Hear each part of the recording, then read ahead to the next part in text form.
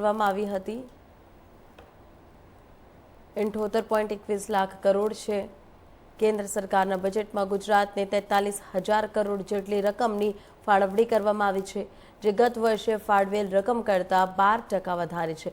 પ્રધાનમંત્રીએ જ્યારે દેશનું સુશાન સંભાળ્યું હતું ત્યારે અર્થવ્યવસ્થા 10 અથવા 11 નંબર પર હતી। આજે દેશની અર્થવ્યવસ્થા વિશ્વની 5મી નંબરની અર્થવ્યવસ્થામાંની એક છે, જેનું એકમાત્ર કારણ વડાપ્રધાનનું દૂરદર્શી નેતૃત્વ છે, તેમ તેમણે જણાવ્યું હતું। મંત્રીશ્રીએ કેન્દ્ર બજેટમાં વિશે વિગતો આપતા જણાવ્યું કે આ બજેટમાં 9 પ્રાથમિકતાઓ ઉપર ધ્યાન કેન્દ્રિત કરવામાં આવ્યું છે, જેમાં કૃષિમાં ઉત્પાદકતા, રોજગાર અને કૌશલ્ય તાલીમ, સર્વે, સમાવેશક માનવ સંસાધન વિકાસ, નિર્માણ અને સેવાઓ, શહેરી વિકાસ, ઉર્જા સુરક્ષા, ઇન્ફ્રાસ્ટ્રક્ચર, ઇનોવેશન, રિસર્ચ અને ડેવલપમેન્ટ તથા નેક્સ્ટ જનરેશન રિફોર્મ અને એમ કુલ 9 પ્રાથમિકતાઓ સમાવેશ થાય છે। આમ આ બજેટ સમાજમાં દરેક વર્ગને બળ આપતું બજેટ છે।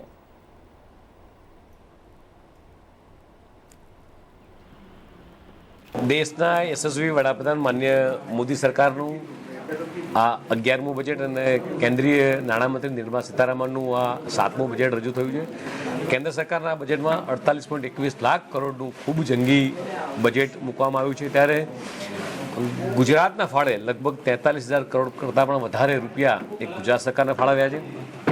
આનંદ થાય છે કે દેશના યશસ્વી વડાપ્રધાન માનનીય મોદીજીનું આ બજેટ અલગ અલગ લગભગ 9 સેગમેન્ટમાં ફાળવવામાં આવ્યું છે, જે કૃષિ ઉત્પાદકતા હોય, રોજગાર અને કૌશલ્ય તાલીમ હોય, સર્વ સમાવેશ માનવ સંસાધન વિકાસ હોય, નિર્માણ સેવાઓ હોય, શહેરી વિકાસ હોય, ઉર્જા સુરક્ષા, ઇન્ફ્રાસ્ટ્રક્ચર લેવલે ઇનોવેશન એન્ડ રિસર્ચ ડેવલપમેન્ટ અને નેક્સ્ટ જનરેશન રિફોર્મ, આવી અલગ અલગ 9 સેગમેન્ટમાં આખું બજેટ ફાળવવામાં આવ્યું છે।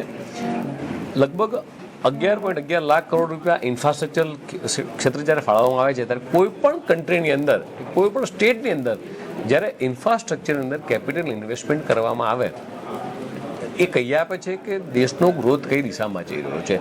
અને જે જગ્યાએ કેપિટલ ઇન્વેસ્ટમેન્ટ થાય, ઇન્ફ્રાસ્ટ્રક્ચર ઇન્વેસ્ટમેન્ટ ત્યારે રોજગારીની તકો વધતી હોય છે, ડેવલપમેન્ટની તકો વધતી હોય છે અને આગામી દિવસોમાં દેશનો વિકાસ થઈ રહ્યો છે। જે દિવસે દેશના યશસ્વી વડાપ્રધાન માનનીય મોદી સાહેબ પહેલી વખત વડાપ્રધાન બન્યા, ત્યારે આખું ભારત 10મા અને 11મા ક્રમે હતો, આજે 5મા ક્રમે છે અને ફ્રેજાઇલ ફાઇલની દિશામાં ભારતનો આજે આગામી દિવસોમાં વિશ્વ કહી રહ્યું છે કે આવનારા દિવસોમાં ભારત એ ત્રીજા ઇકોનોમીની દ્રષ્ટિએ ત્રીજા ક્રમે હશે।